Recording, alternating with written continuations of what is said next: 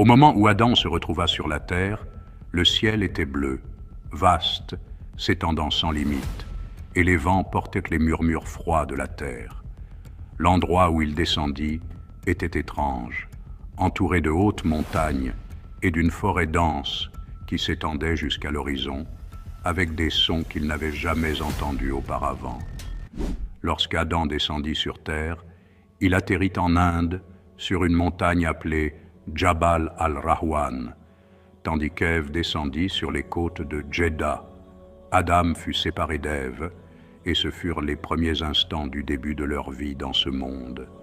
Ensuite, Allah fit descendre le sommeil sur la terre, car le sommeil n'existait pas auparavant. Adam s'endormit, et les animaux aussi.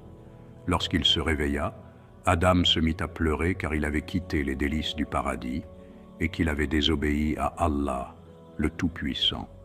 Il pleura longuement jusqu'à ce que ses cheveux et ses ongles poussent, car au paradis, ces excroissances n'existaient pas. C'est alors que Jibril, Gabriel, descendit vers lui coupa les cheveux et les ongles et lui enseigna l'hygiène. On dit que lorsque Jibril coupa les cheveux et les ongles d'Adam, il prit ses résidus et les enterra. À partir de leurs traces poussèrent les palmiers. Jibril continua à descendre vers notre maître Adam pour lui enseigner comment vivre sur terre. Un jour, il vint le voir, et Adam se plaignit à lui de sa nudité, disant qu'il n'avait rien apporté sauf les feuilles d'arbres qu'il avait emportées du ciel, lesquelles étaient maintenant desséchées. Alors Jibril fit descendre du ciel un grand bélier. Il se rendit avec lui auprès d'Ève, lui enseigna comment tondre la laine du bélier et en faire du fil. Elle le fit, et Jibril prit ce fil et le donna à Adam pour qu'il s'en habille. Plus tard, Adam commença à ressentir la faim. Jibril descendit alors avec 2 taureaux, l'un de couleur rouge, l'autre de couleur blanche. Il les donna à Adam et lui apprit à labourer la terre avec eux. Adam laboura donc la terre. Jibril lui donna ensuite un grain de blé à semer. Adam le sema et attendit le moment de la récolte. Quand vint le temps de la moisson, Jibril lui enseigna comment récolter les grains. Puis il apporta 2 grosses pierres et lui apprit à moudre le blé. Alors Adam dit, « Puis-je le manger maintenant ?» Jibril répondit, « Patiente, ô Adam. » Ensuite, Jibril alluma un feu et enseigna à Adam comment cuire la farine. Adam dit de nouveau, « Puis-je le manger ?» Jibril répondit, « Patiente, ô Adam, jusqu'au coucher du soleil, ainsi il te sera compté un jour de jeûne complet. » Adam patienta jusqu'au coucher du soleil, puis mangea un morceau de pain.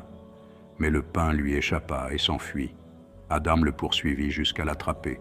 Jibril lui dit alors, « Ô Adam, si tu avais patienté, il serait venu à toi de lui-même, car ce morceau de pain est ta subsistance.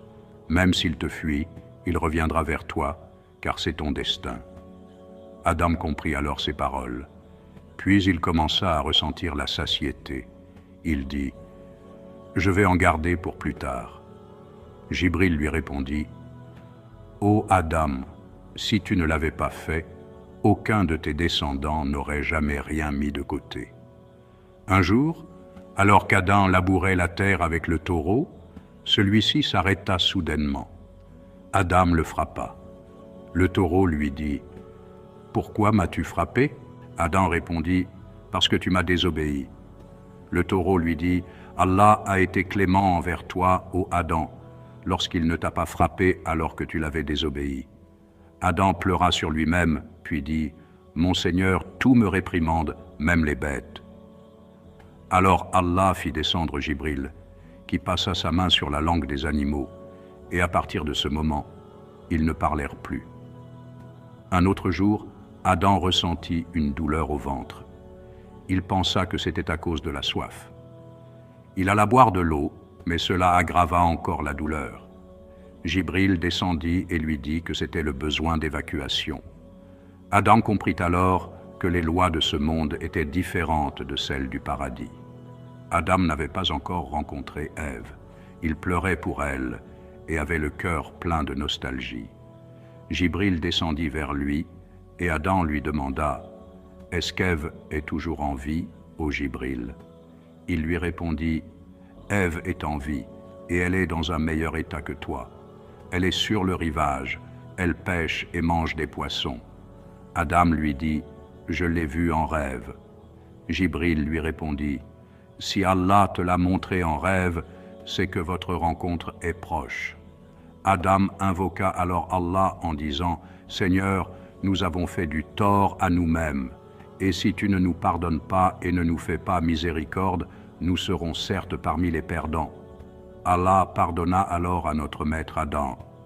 Puis Jibril descendit à nouveau et lui dit « Notre Seigneur a fait descendre une pierre précieuse rouge, contenant des lanternes d'or, qu'il a placée à la Mecque, sous la maison ancienne dans le ciel. » Jibril dit à Adam « Notre Seigneur t'ordonne d'aller à cette pierre précieuse à la Mecque et de tourner autour d'elle. » Adam répondit « J'irai, mais je ne connais pas l'endroit de la Mecque. » Alors Jibril lui indiqua le chemin, et Adam entama son voyage de l'Inde jusqu'à la Mecque.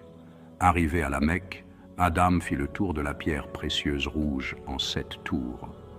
Ensuite, il rencontra notre mère Ève sur le mont Arafat. Puis Allah fit descendre sur lui des feuillets, les premières écritures, au nombre de 21. Adam ne savait pas les lire, alors Jibril descendit à nouveau pour lui enseigner la lecture. Dans ces feuillets étaient écrites les choses permises et interdites, la manière d'adorer Allah et comment vivre dans ce monde. Adam et Ève apprirent ce qui était écrit dans les feuillets. Mais Adam ne savait pas à quel moment il devait adorer Allah. Alors Jibril descendit avec un énorme coq, aussi grand qu'un taureau, de couleur blanche.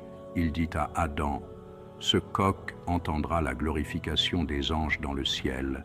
Quand tu l'entendras chanter, sache que c'est le moment de l'adoration. » Adam et Ève commencèrent alors à adorer Allah. Et ainsi s'achève cet épisode. Cette histoire fait partie des récits israéliates, récits issus des traditions juives, que le prophète, que la prière et la paix soient sur lui, a permis de raconter, à condition de ne pas les croire catégoriquement, au risque de croire au faux, ni de les rejeter catégoriquement, au risque de rejeter une vérité. Si tu regardes la vidéo jusqu'à maintenant, sache que tu es un spectateur.